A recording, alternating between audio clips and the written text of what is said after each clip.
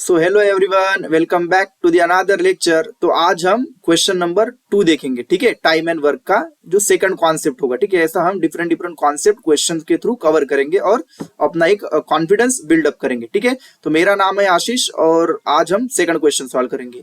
तो आपका पहला काम क्या होगा कि वीडियो को पॉज करिएगा और इस क्वेश्चन को जस्ट एक बार रीड करिएगा और खुद से ट्राई करिएगा जो मैं मेथड बताया उससे।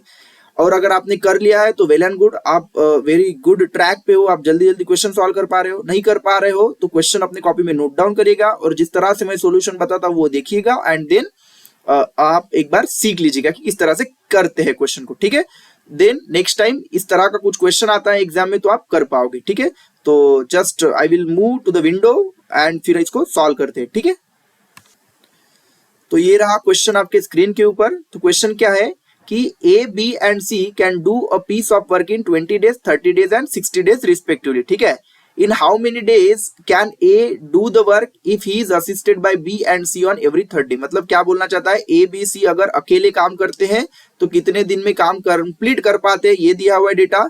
बोल रहे हैं कि A को काम कंप्लीट करना है। ठीक है, बट क्या है शर्त कि B और C बस तीसरे दिन उनको हेल्प करेंगे। ठीक है, तो चलो तो हम किस तरह से सॉल्व करते हैं।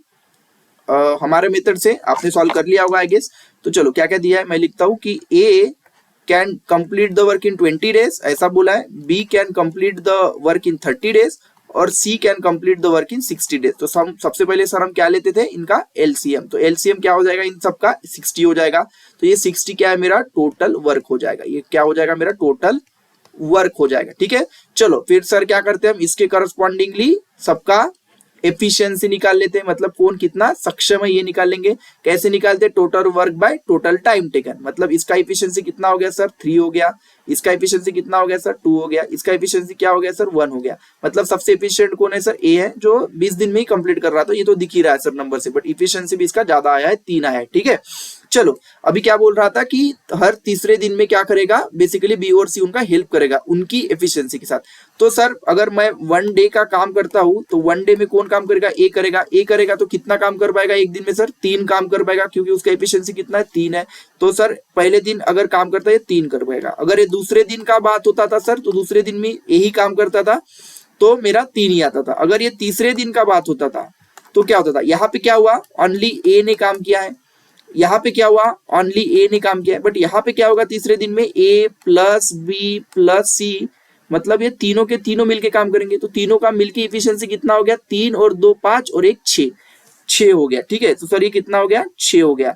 मतलब अगर मैं 3 दिन में कितना काम होगा अगर निकाल लेता हूँ, 3 डे में कितना काम होगा, 12 यूनिट। ओके, क्योंकि ए ने पहले दिन काम किया 3 यूनिट, बी ने दूसरे दिन काम किया 3 यूनिट, ए बी और सी ने मिलके तीसरे दिन काम किया 6 यूनिट। टोटल यूनिट कितना काम हो गया भाई, 12 यूनिट काम हो गया है ना।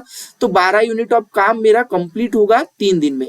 तो सर 3 दिन में 12 दिन हो, 3 दिन में 12 यूनिट हो गया तो 6 दिन में कितना हो जाएगा सर, 6 दिन में 24 यूनिट हो जाएगा।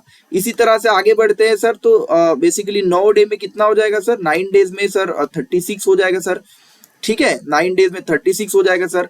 12 डेज में कितना हो जाएगा, 12 डेज में सर 12 डेज में मेरा 48 यूनिट काम हो जाएगा सर। और अगर मैं 15 डेज की बात करता हूँ तो 15 डेज में कितना हो जाएगा सर, 60 यूनिट काम कंप्लीट हो जाएगा। और सर 60 यूनिट ही तो टोटल काम था ना, हमने निकाला था एलसीएम से, है ना। हाँ, तो सर टोटल काम भी तो 60 यूनिट था। तो इसका मतलब अगर मैं 15 दिन काम करता हूँ, ए इंडिविजुअली काम करेगा और हर तीसरे दिन पे ए प्लस बी मिलके काम करेगा तो 60 यूनिट ऑफ काम मेरा 15 दिन में हो जाएगा। क्या ऑप्शन अवेलेबल था 15? हाँ सर, ऑप्शन तो अवेलेबल था। तो ऑप्शन नंबर बी यहाँ पे करेक्ट हो जाता था सर। और हमने भी सॉल्व किया था तो भी आंसर यही आ रहा था, 15 डेज। आई होप सो आपको ये क्वेश्चन भी समझ में आया होगा किस तरह से करना, ये कॉन्सेप्ट भी आप सीख गए होंगे। चलो फिर मिलते हैं अगले क्लास में विद नया कॉन्सेप्ट के साथ, नए क्वेश्चन के साथ। थैंक्स फॉर वॉचिंग, मिलते हैं अगले क्लास में।